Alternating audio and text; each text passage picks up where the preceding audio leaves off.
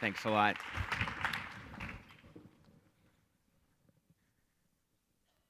Hey guys, thanks, and gals, thanks for coming. I feel a little bit out of my comfort zone doing this. It's not what I normally do. I think the whole planet's a little out of its comfort zone and about to be even worse. So it's time for everybody to speak up on these topics. So some of you might know me for things like these images. I started off with viral posters and stickers, and originally with an image of Andre the Giant, which evolved into this obey icon, which is really about encouraging people to question all the visuals that they're confronted with in their environment, the agenda of virtually all communication. And I started really as an outsider with that, hitting the streets, getting arrested. I've been arrested 16 times. I don't think any of the consequences have been any worse than what a lot of people have gone through to protect forests or protest Hummers or so on and so forth. But I've done my share of breaking the law and risk taking. But I also have seen opportunities to not just work outside the system, but try to infiltrate the system, to generate positive change when that seems possible from within the system. So I think it's incredibly important to have that mentality to do whatever it takes outside of the dominant structures, but also if you have a chance to infiltrate and make a difference within without compromising your ideals, do that. So that was my rationale for doing the Hope poster for Obama. So let's just forget about the drones and domestic spying for a second, because we didn't know about that yet. But look at Obama talking about his belief in decreasing the power of lobbyists in D.C., about green energy and technology subsidy, about improving fuel standards and efficiency. All these things seemed like things that would make a difference, and not just I'm not just talking about environmental issues, but on a number of issues. But I actually think that these ecosystems of the planet's ecosystem, the economic ecosystems, the social ecosystems and environments are all very intertwined, and you'll see that with a lot of the images I'm going to present. Going back to, a lot of people might not know this, but going back to virtually the beginning of my art career, I actually did images dealing with fossil fuels and dangers to the environment, toxicity, finite resources that are not sustainable. And 1991, you can see on the left there's an image of a gas pump. It's a photograph I took that I was mesmerized by the fact that this thing that had a sign that said danger contains lead, it's literally telling you that it's dangerous, but the way in which the paint had peeled metaphorically said, this is a symbol of danger. It looks like a skull. That's 1991, and then the Endless Power piece, sort of my advertisement for not the unrealistic idea that gas would fix all the world's problems in terms of transportation and energy, et cetera, and also have benefits like the fumes being lung tonic, which you see a lot of these sorts of really unrealistic claims from old whiskey ads, from old cigarette ads. We need to get beyond the propaganda and see these things for what they really are. And sometimes I use absurdity to try to demonstrate that. But anyway, you could say that from 1991 to 2013, I've been creatively stagnant, or you could say, like the Ramones, I got it right early on. So, my philosophies. In doing this presentation, I had to think of some things, a little bit differently than the way I'd normally present them. So really looking at how I try to make images that I think impact people viscerally, emotionally, and also intellectually. I broke it down into a few different sort of strategies within my body of work. Start on the outside, work toward the inside, and phenomenology and the context of iconography. Phenomenology is Heidegger's theory that people have become numb to their environment, and they need novel experiences to reawaken a sense of wonder and resensitize them to what things, the implications of things, and the nuances of things. So I started in 1989 with this really silly sticker that started as a joke between a couple of skateboarder friends and me. And I put it on some stop signs in Providence, Rhode Island, and all of a sudden there was a thing in the newspaper, what is the Andre the Giant sticker campaign about? And I started to realize that when you take for granted the kinds of communications you're going to see in public space, that something novel actually causes people to question the communications in public space altogether. So I began on the outside with this, and it started as something very silly, but it evolved into something a little bit more serious. So, interestingly enough, tomorrow night, or tomorrow afternoon, Adam Wehrback, who was the youngest president of the Sierra Club, is going to speak here, and I owe Adam a great debt for really turning me on to a lot of the issues that have addressed in my work for many years, because while I was going to the Rhode Island School of Design, he had started at Brown, and he became familiar with my works on the streets of Providence and came to me while he was president of the Sierra Student Coalition and said, Shepard, I'd like you to do some graphics about the environment, and here's what we're looking at. We're looking at problems with air quality and problems with water quality that are things that are really harming people, but are really difficult to make tangible for people. So Adam asked me if I could come up with some images that would make concrete these ideas and create some symbolism around them. So it seemed easy enough to me. One of the most revered symbols of America, the Statue of Liberty. Just put a gas mask on it, a drop of water, put a skull in it. But Adam said, all right, yeah, that's it. That's exactly what I was looking for. And so, I created tools for him with the Sierra Student Coalition. His feeling, I think at age 24, 25, was that the Sierra Club had an image of being really for, older people who like to go camping, and that it was not so much relatable to younger people, and he wanted to change that. And shortly after that, he became the youngest ever president of the Sierra Club. He also wrote a book called Act Now, Apologize Later, and that's the name of his company as well. And he's done amazing things, including helping Walmart to green. And I think that Walmart is one of the most evil corporations on the planet.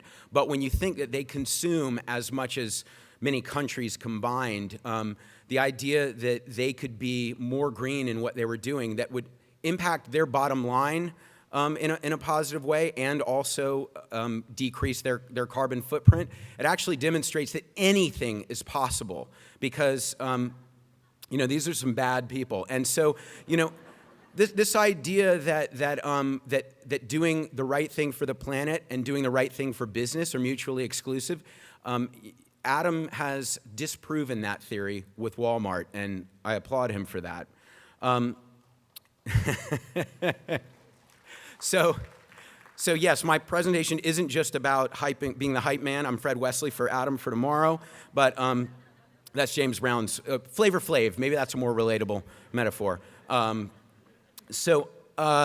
yes, Adam's doing good things, and you should check out his talk tomorrow. His book cover, it was a very simple concept. The pollution goes into the cloud rains into the water, the fish dies.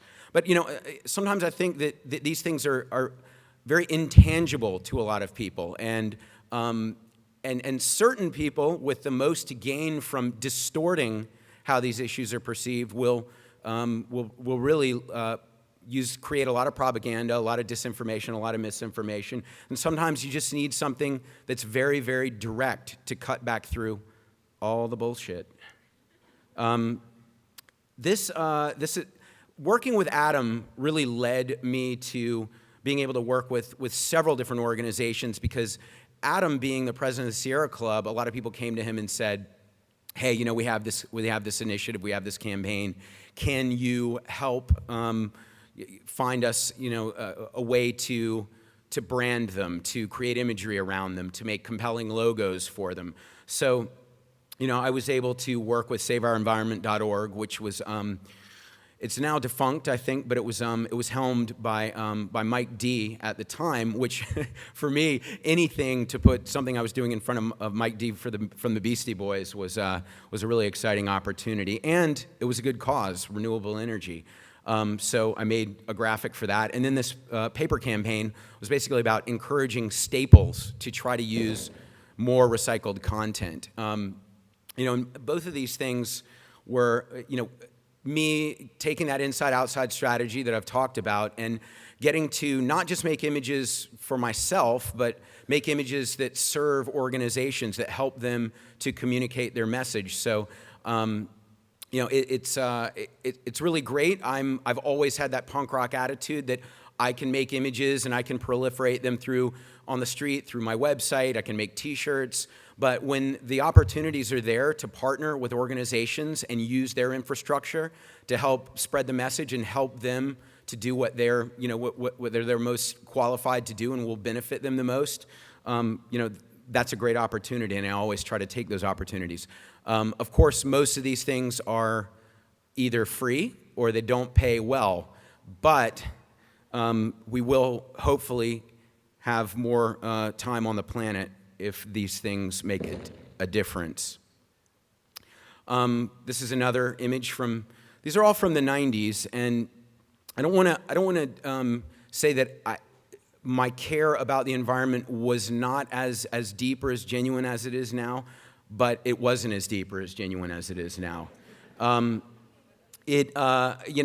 lot of times doing these images was a way for me to know what I knew was the right thing to do, but I didn't necessarily feel incredibly passionate about it. But just creating pictures that are that are confrontational and that I enjoy making is great. And this, something like this, where you're like, oh man, that poor bird. It just felt like getting a great way to remind people that that big corporations can be careless and do things that have tremendous consequences. So I enjoyed that side of it because it fit my Rebel brand. But anyway, this was for the 10-year anniversary of the Valdez spill.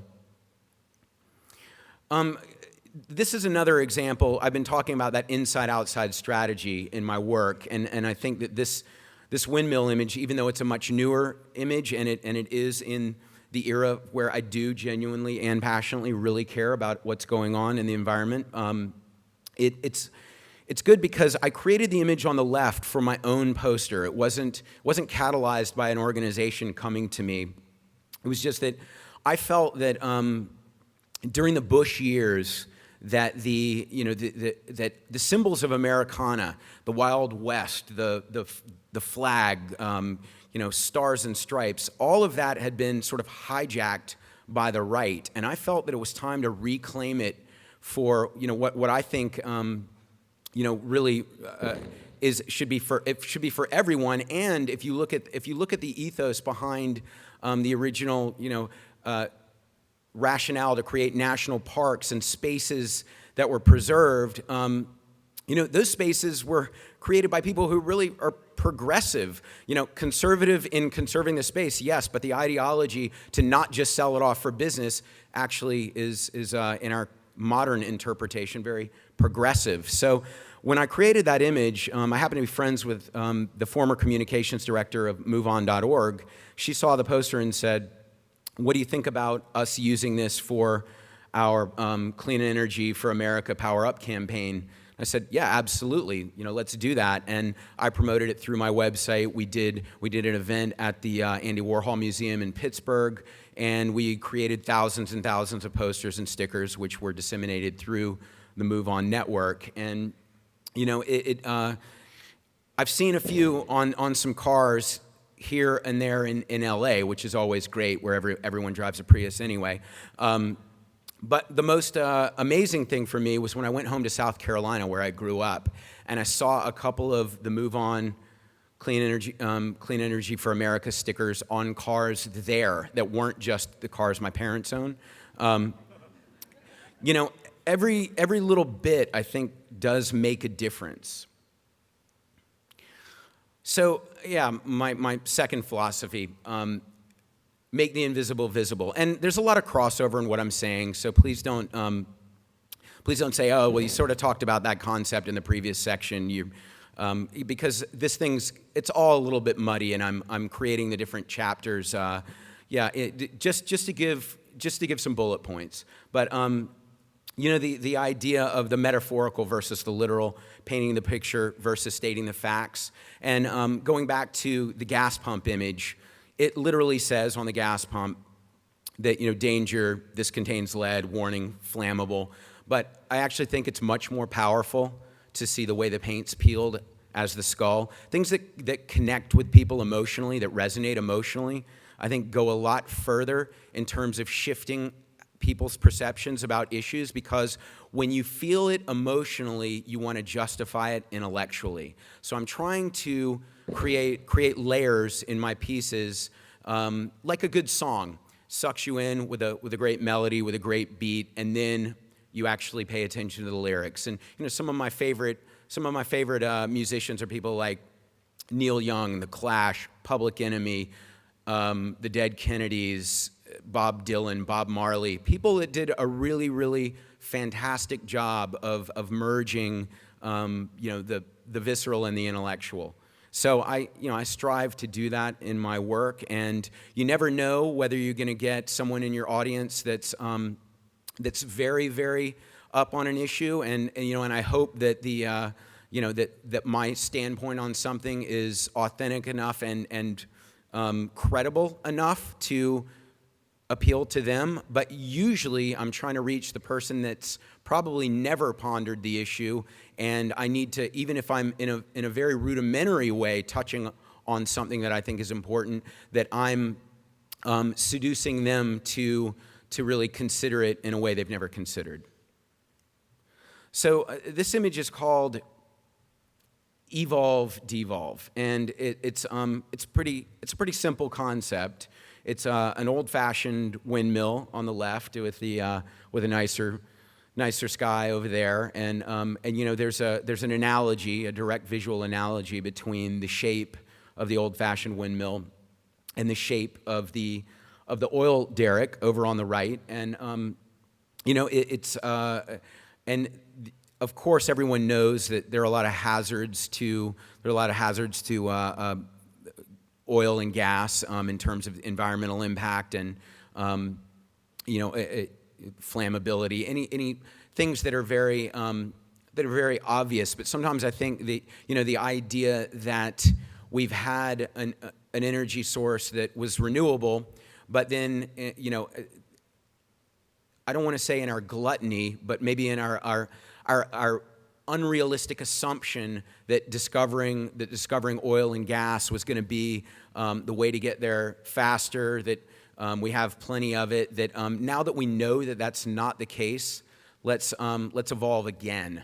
So that's what this piece is about. Oh, and I forgot to touch on something that Adam Wehrback really put across to me that I think is an incredibly important concept. And I actually did a logo, which I couldn't find because I did it back in the day when I had to back up all my files on CDs, and I have books and books and books of them, and I just couldn't find it. But it was for an organization called the Common Assets Defense Fund. And I'd never considered the concept of common assets until Adam Wehrback brought it up to me. And it's the idea that there are things like air and water and wildlife populations that are they're common assets. They're not. They shouldn't be owned by a corporation or an individual or a government. They should basically be protected for everyone because everyone's livelihood is dependent on their health. So the concept of cap and trade was basically a common assets concept. So, the idea that the people that create the most harm to the environment and profit the most from harming the environment would then also pay to restore the environment. And of course, the right has pushed back against that as saying that it's unfriendly to business. And there's still they're still trying to push the idea of the trickle-down economics, supply-side economics. So unbelievably ridiculous. But you guys all know better, right? You know better than that stuff? Okay, can I get a right? Yeah. I mean,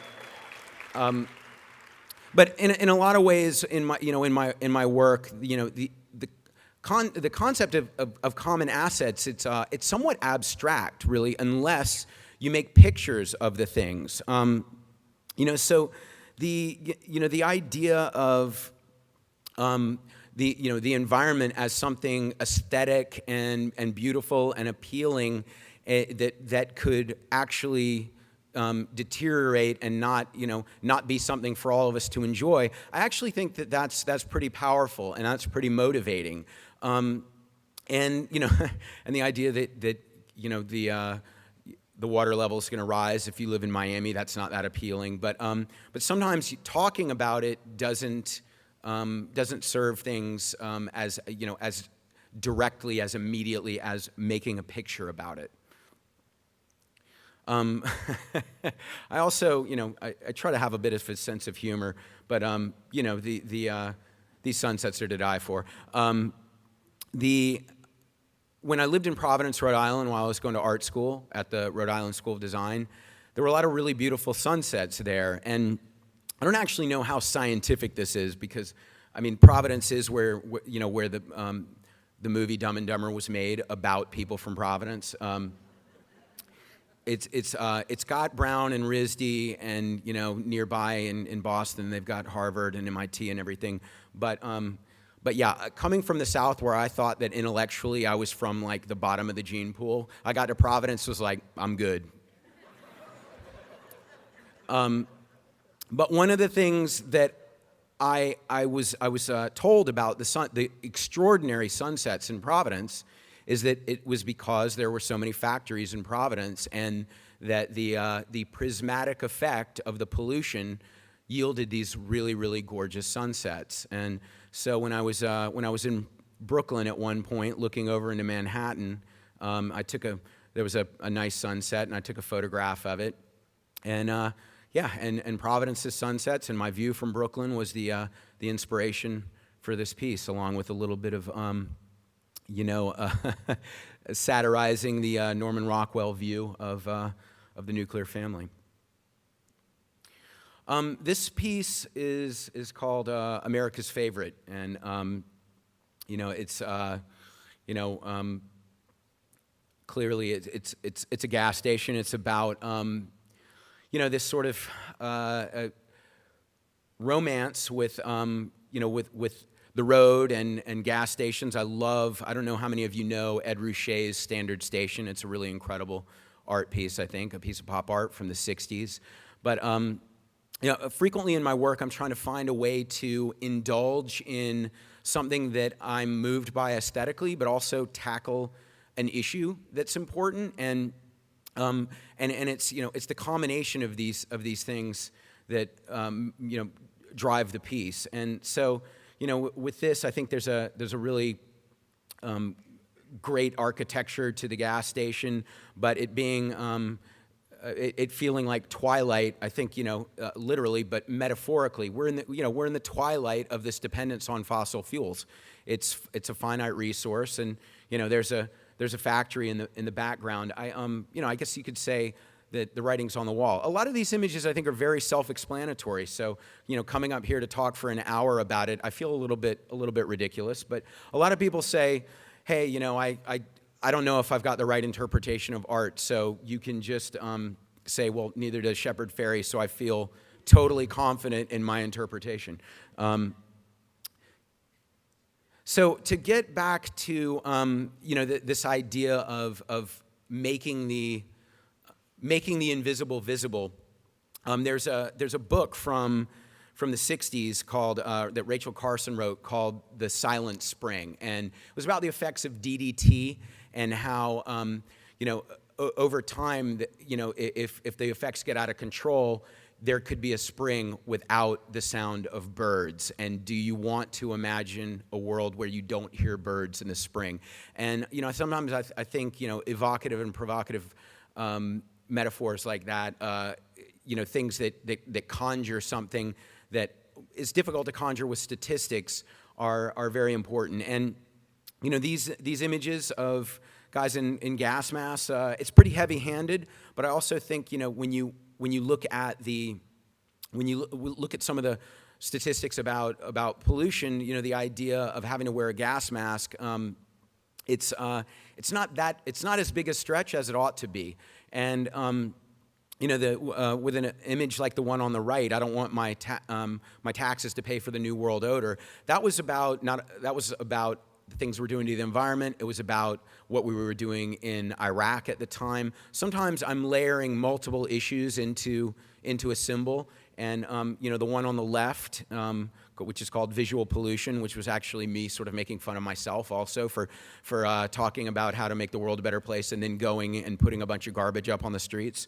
I'm not saying that I'm 100% hypocrisy free in my practice. I also make posters that are made out of trees, but with recycled content. So 80% recycled content. But anyway. Some of these images I think are, you could say they're juvenile, you could say they're heavy-handed, but I think that if you've been living life in a trance, sometimes you need something heavy-handed. And I do try to have a range of things that are more poetic to more obvious. And I've been criticized for being too mysterious and criticized for being too obvious and stupid. And, everyone's got an opinion, and that's awesome. And the internet will allow you to share it as soon as you get out of here. So sometimes I just make an image about something that I think is beautiful to remind people. There's no provocative juxtaposition in this piece. This piece was I went to Hawaii and I was doing a residency there. There was an incredibly beautiful tree called the monkey pod on the grounds. And I just, of the museum, I thought to myself, I want to make an image of this tree. It's incredibly gorgeous. And, it's something unique that I don't think enough people get to experience. And I want to create something that memorializes it. And so every now and then I just make something that says, hey, if you forgot while you were watching your reruns of Breaking Bad or whatever that there is really great stuff outside to go check out, here's a reminder while you look at it on your computer screen. So this section is really about, it's about a combination of things. Get to the root and dig it up, prioritize democracy, campaign finance reform, and emphasis, on common assets. I've talked about common assets, but one of the things that I think a lot of people don't recognize is how aspects of our democracy have been corrupted so that politicians no longer are motivated to shape policy that creates the greatest good for the greatest number of people because they look at making their constituents happy. They look at how they're going to campaign against a low information voting bloc and use the campaign funding that they get to use really, really convenient sound bites that are virtually meaningless, and then behind the scenes return favors to the people that made donations to their campaign. And that's been a problem for a while, but especially after the Citizens United Supreme Court decision came through, that people like the Koch brothers can fund candidates, they can fund ballot initiatives, they can they can run ads, and there's no transparency. And these are guys who have really taken the Tea Party and made it seem as if they have the same ideals as the Tea Party, and it's not that. It's that they understand that the Tea Party, actually working against its own interests in many ways, will de facto result in all their fossil fuels companies not being as regulated, not having as much oversight.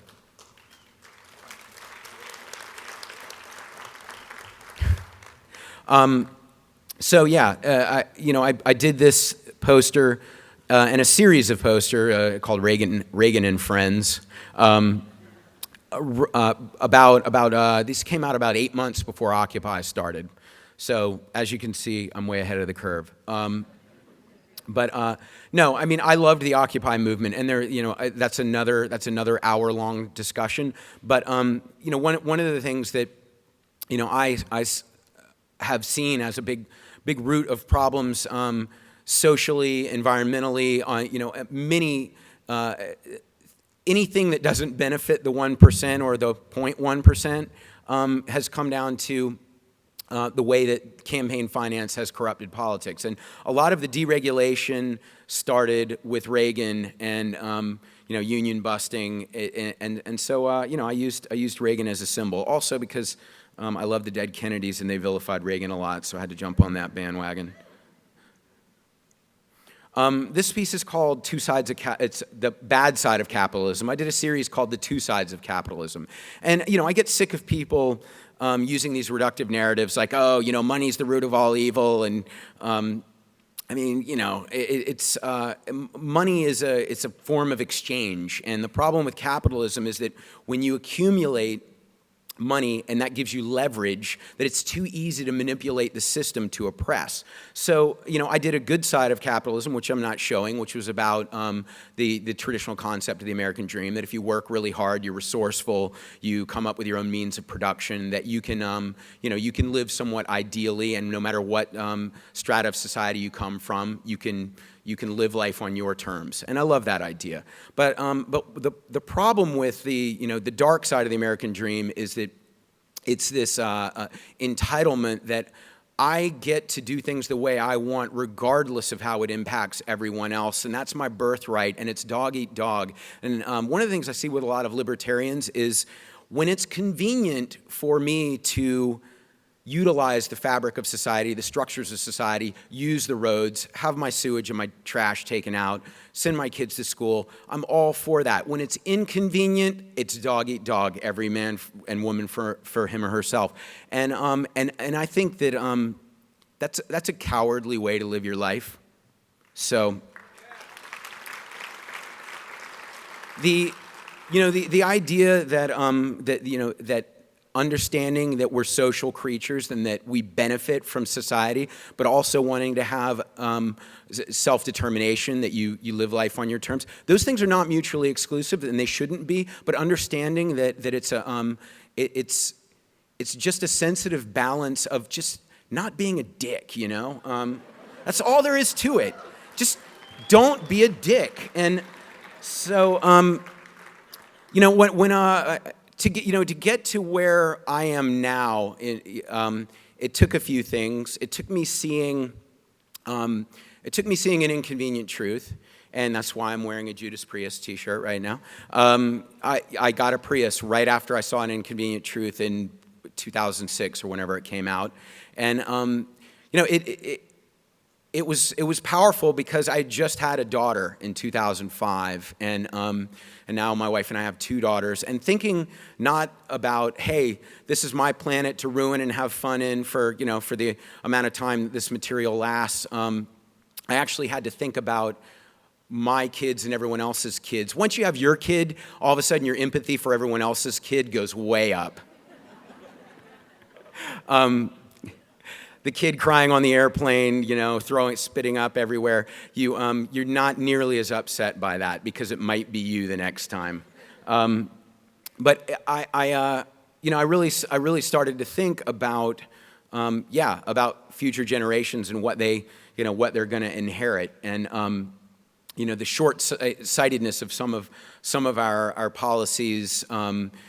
In terms of trade, in terms of the environment, in terms of foreign policy. I see all these things as very intertwined. So I know that we're at South by Southwest Eco, but I look at there are multiple ecosystems that are all interrelated. This piece is one that I did during the Iraq War, and it's Operation Oil Freedom. And so this is, once again, it's about both the environment and our reliance on fossil fuels, and things in our foreign policy that that are really dictated by our reliance on fossil fuels, and just how devastating the consequences can be there.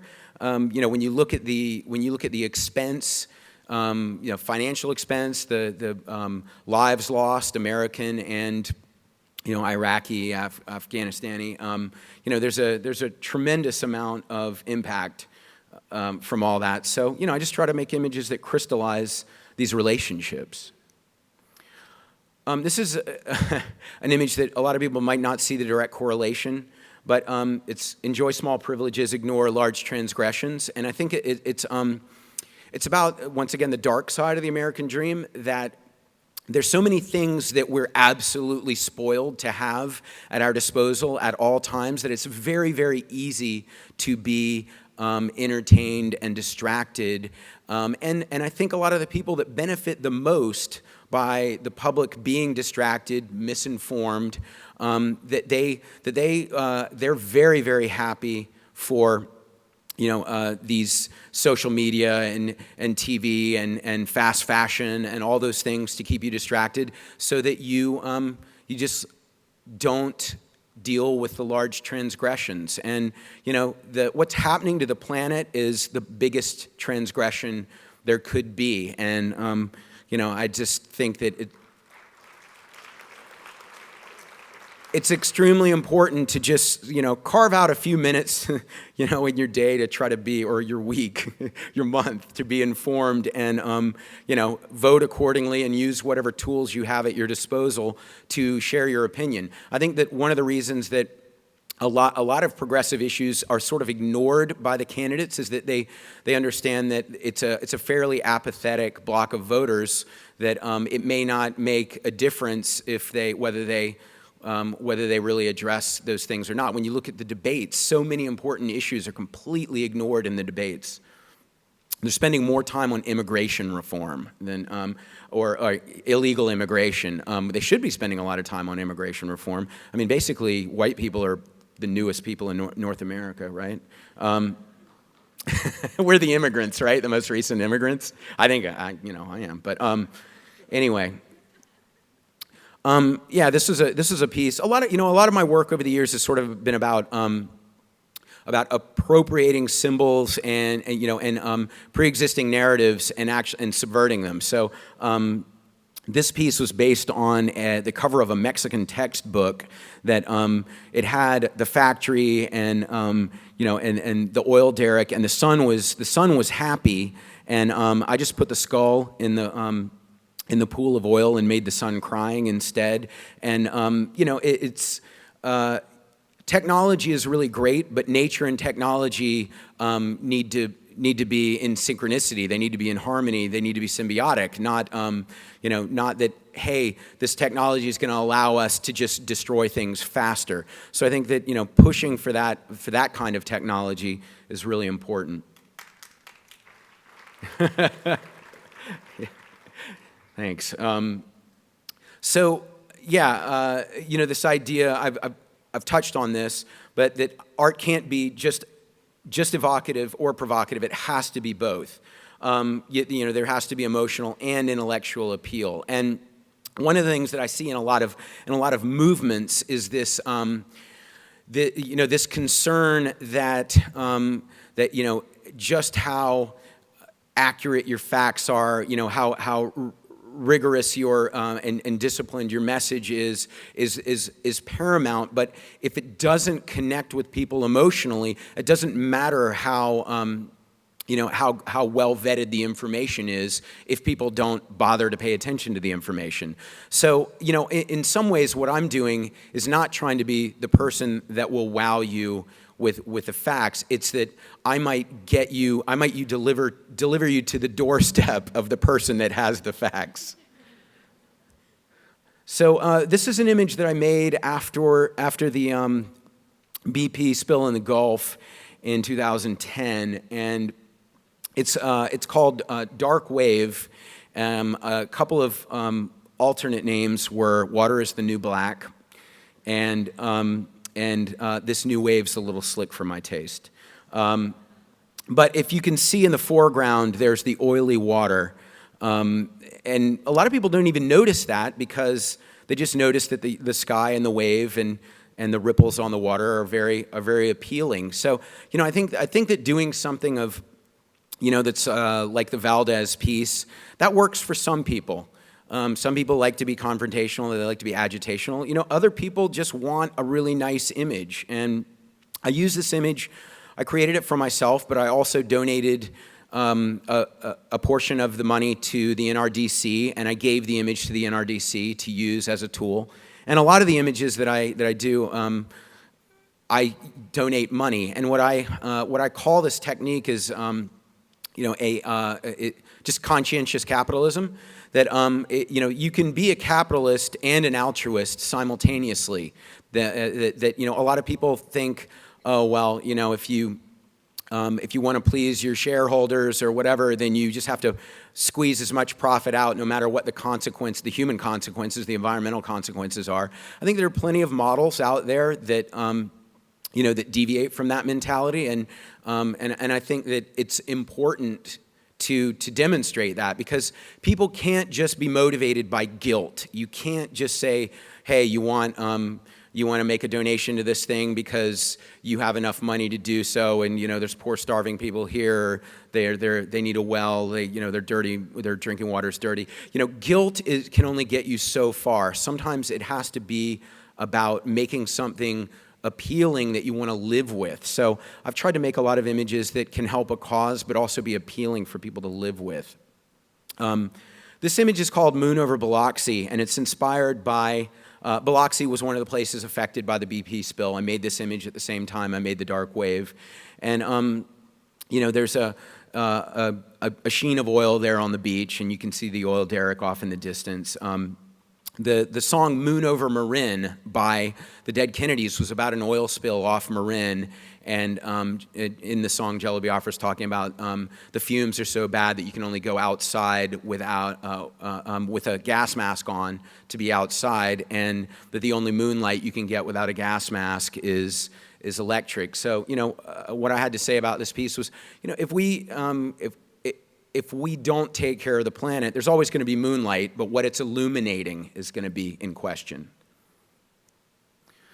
This is a piece I did for the band The Smashing Pumpkins, and I've frequently tried to find a way to put my environmental or social agenda into works that I do for people who've hired me. And I'm in a luxurious position now where I don't have to do much commercial work, and I choose not to, but when I needed to, because I couldn't make a living from my art, I still tried to find a way to sneak my agenda in and piggyback with their agenda. Really, when I met with Billy Corgan, he said, "Oh, I just want an image that sort of sums up our times," and so that was pretty open-ended. So, and the name of the record is going to be Zeitgeist. So. I decided to, you could look at this either as a lot of the ideals, and once again, here's my Ramones analogy. This is, I'm touching on using the Statue of Liberty as a symbol, again, 15 years after the first time I used it for the Sierra Club, but you could either look at it as America's ideals in many ways syncing with what was going on in the Middle East, with the Patriot Act, many things under Bush and Cheney, or you could see it as the water level is rising due to climate change. Okay, so absurdity, humor is something that I've really tried to use in my work, because I think that a lot of times people feel stressed out enough. So to say, hey, you should feel even worse about this is, that's asking a lot of people. So I've tried to create some images that are funny. This image is probably one of the least appealing images I've ever made. It's about a guy who's smugly, driving around in his Hummer with the "Freedom Isn't Free" front bumper. And, not even understanding what the implications of that phrase are driving that vehicle. And, it's sometimes, you have to laugh to keep from crying. This one's called the Toxicity Inspector. And with so much of the, the Orwellian doublespeak that we're all dealing with, with organizations like Karl Rove's, what is it? Friends of America, American Crossroads, Family Values, everything that's really, we love the environment, just these misleading titles for things. I think we're in a backward world. There's a lot of absurdity, so I made this image sort of about that. This is I use my wife as a model a lot. This is her with a newspaper over her where she's sunbathing, literally ignoring what's right in front of her face on the paper, talking about the impacts of climate change. And, ironically, the newspaper, the Sun, is a really conservative paper that's always trying to say, like, oh, it snowed in April, so take that, people that believe in global warming. Letting the exception be the rule. I try to have fun with some of these things, and so this was the actual. I had so much fun writing some of the copy for it. Some of it was actually taken from real things. There's a bit in the lower left where it says that certain climate scientists suggest that Obama's dangerous climate policy might send us into the next ice age. That's actually there. But, all of the people that are saying things like that, the 1% of the scientific community that thinks that global warming has nothing to do with human factors or CO2, they're usually on the payroll of a fossil fuels corporation directly or indirectly. That's why transparency is so important. This is a piece that I did years ago, sort of making once again a pollution metaphor with my own work. A thick, eye-irritating smog envelops New York City. It was about an event I was doing there. Andre's face coming out of the smog. So not so specifically environmental, but I get to indulge some aspect of pollution being a problem, even making fun of my own work within it. So I was touching on this a little bit before. Push products, not pledges, desire over guilt. That sometimes it is really important to, if someone wants to do the right thing because it's the cool thing to do, not because they feel guilty otherwise, that's actually much more motivating. So I've for 20 years felt that making giving a shit cool is a good objective. So this was a piece that I did. It's an endangered spider lily that grows along the Carolina coast. My uncle, who still lives in Rock Hill, South Carolina, got me to do this, and it was a poster that all the money went to protecting the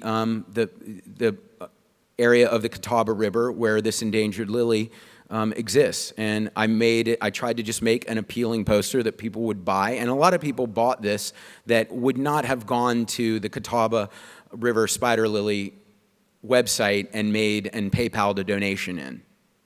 So it also worked for them as something that they could use as sort of a viral tool to promote the cause.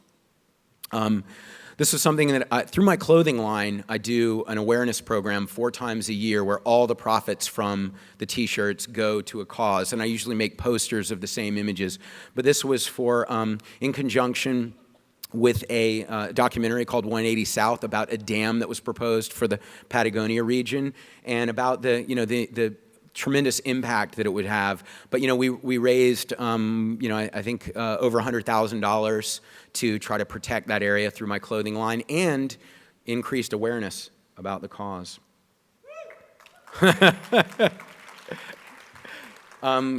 This was for Surfrider, and like I said, people really enjoy images of waves. So, I made T-shirts of it, and the money went to the Surfrider Foundation, and it's pretty self-explanatory. This was for a documentary called Urban Roots, which was about people taking initially a lot of land in Detroit that was basically abandoned and doing their own community farms and making use of disused property, and this idea that the property is owned by someone but they're not able to come up with a financially viable use for it, so allowing it to fall to into community hands. Dare I say communal use? Is that communism? Not semantically, let's avoid that. But yes, that's exactly what it is. It was good for people, and it was highlighting the benefits of this in areas of Detroit where it was really difficult to get fresh produce. This was, once again, the Ramones. This is just like my Evolve, Devolve piece, but the guys that did a film called The Last Mountain, which is about mountaintop removal coal mining in West Virginia. They wanted me to make a poster to help to promote their film and push for green energy in a more general way. My agency called Studio Number One, we also did the poster for the film. This was for the Arctic National Wildlife Refuge, and everybody likes cute animals, so I tried to make these polar bears look less like they would kill you and more sweet and lovable. And we did a t-shirt campaign and also partnered with a chain called Zoomies. And usually when we do our clothing initiatives, the retailers refuse to match us in terms of our donation, even though they benefit in terms of the perception of their altruism and that people buy the stuff and they make all the profit that they make on their end, and we give all our profit to the cause. So I want to just take a second to say Zoomies are good guys. Urban Outfitters, conservative assholes. I'm just saying, I sell my stuff at Urban Outfitters because sometimes, you don't have an unmediated relationship with your audience, and you have to go through middle people that are not ideal, and I wish that everyone was like Zoomies. This is a piece that's called Station to Station, and it's about me indulging in some of the aesthetics of tickets that I love, but it's also about the carbon footprint of traditional driving around in your own car versus public transportation, and about the impact. So I've woven in some of those things. Oh, I got 3 seconds left. All right, but this is my last slide. Perfect timing. So in closing, this piece right here is, it's a convergence of a lot of different things that have inspired me over the years. It's an homage to the Sex Pistols. This is a collaboration with Jamie Reed, who did all the art for the Sex Pistols, including the Pretty Vacant graphic with the 2 buses. He did the God Save the Queen with the Queen. He did the Nevermind the Bollocks. Here's the Sex Pistols cover. And he has been an environmentalist since the 70s. I updated and he was also pro-Occupy and sees the problem with these unhealthy concentrations of power. So in creating this image, for me, it's about the dead end of fossil fuels. It's about the dead end of the empire mentality of over consuming, and it's about the problem of being ostentatious and when, how much is enough? How many yachts can you ski behind, Gordon Gekko? And wrapping that all into one image. And so I think that, as Americans, where we're very, very spoiled in so many ways and so used to being able to overconsume, and actually it being, that we're frequently made to feel inferior if we don't overconsume, I just want this to be the image that reminds us that that cannot persist. And meanwhile, I'm trying to sell you T-shirts, and you're going to go out and buy them. I'm not saying I'm perfect, but I do try to embed a lot of these messages in the very mediums that I have a problem with because they're shallow. And but I do what I can, and I think we all should do what we can. And thank you.